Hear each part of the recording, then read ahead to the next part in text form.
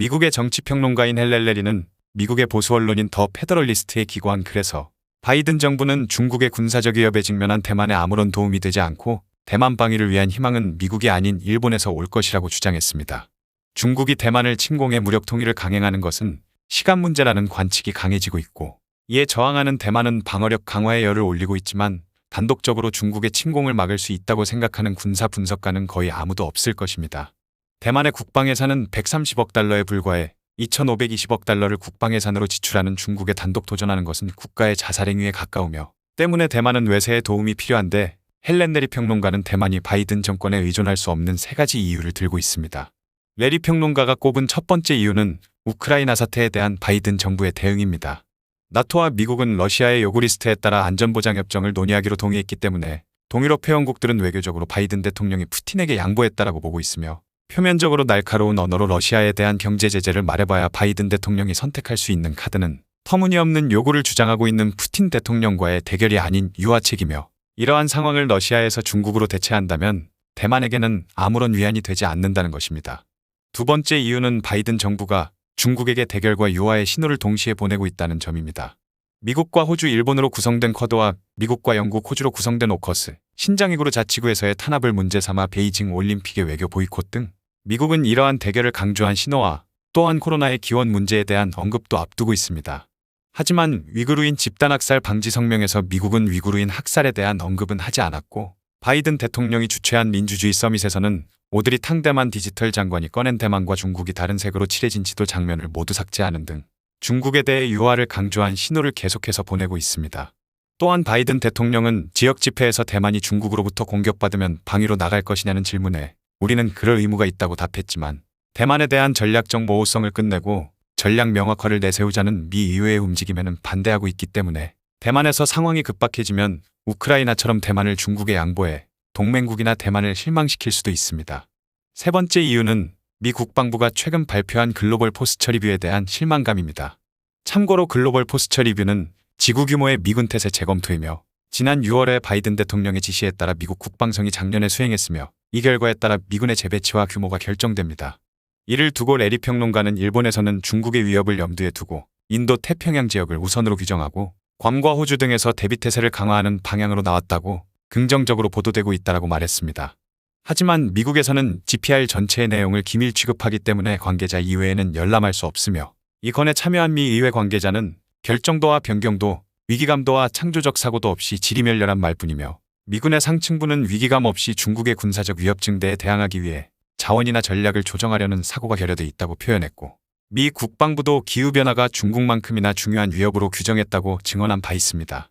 이상의 세 가지를 들어 레리 평론가는 동맹국과 제대로 조율하지 않고 철수작전을 실행한 아프가니스탄으로부터의 비참한 철군은 군 상부층의 무능함을 나타내고 있으며, 미덥지 못한 군사력에 의존할 수 없어 러시아와 중국의 양보와 유화를 거듭하는 바이든 정부의 리더십을 얼마나 동맹국들이 따라갈까라고 반문하며, 만약 중국이 침공해 오더라도 대만은 미국의 군사 개입이나 지원을 기대하지 않는 것이 좋다고 지적했지만, 대만에는 일본이 붙어있기 때문에 단독으로 싸울 필요가 없다는 점이 흥미롭습니다. 일본에게 대만은 지리적으로 가깝기 때문에 중국의 대만 침공은 일본 안보에 대한 직접적인 위협으로 간주하고 있으며, 현재도 집권 자민당에 큰 영향력을 갖고 있는 아베 전 총리가 대만 유사시를 일본 유사시라고 공개적으로 말하고 있어, 이를 두고 레리 평론가는 대만은 일본을 의지하는 것이 좋다고 결론 짓고 있습니다. 하지만 일본은 대만 유사시를 일본의 안보 위협으로 규정하고 있지만 미군 없이 대만 유사에 개입할 생각은 없어 보이며, 최근 일본 언론에서 보도된 대만 유사에 대비한 미일 공동작전안 초안만 봐도 일본 자위대의 역할은 난세이 제도에 전개하는 미군의 후방 지원에 한정돼 있어 직접 중국군과 교전할 생각은 없는 것으로 보입니다. 즉, 일본은 묵시적으로 자위대의 역할에 대해 영토와 영해, 영공을 침범하지 않는 한 후방 지원에 한정된다라고 인식하고 있지만, 해외에서 보면 일본의 정치권과 미디어에서도 대만 유사시는 일본 유사라며 군사 개입에 적극성을 보이고 있어, 그렇다면 대만은 싸움에 소극적인 미국이 아니라 싸움에 적극적인 일본에 의지하는 것이 좋다라는 논법으로 뒤바뀐 것입니다. 레리 평론가의 기고문은 바이든 정부의 입장을 대변하는 것이 아니기 때문에 중국의 대만 침공에 미국이 개입하지 않겠다고 결정하는 것은 아니지만, 일본이 대만 유사시를 일본 유사시라고 계속해서 떠들게 되면 미국은 정말로 대만 유사시에 일본을 전쟁에 떠밀어 버릴 수도 있을 것입니다. 우리나라 입장에서 보면 아베 전 총리의 발언들은 일본의 경제를 망하게 하고 일본을 전쟁으로 몰아가고 있지만, 세계에서 일본의 우익들만 이것을 모르는 것 같습니다. 참고로 앞서 말한 일본 언론에서 보도한 대만 유사에 대비한 미일 공동작전안 초안을 살펴보면 일본의 교도통신은 지난 12월 23일에 대만 유사시에 대비하기 위해 미국과 일본이 공동작전 초안을 마련했다고 보도했고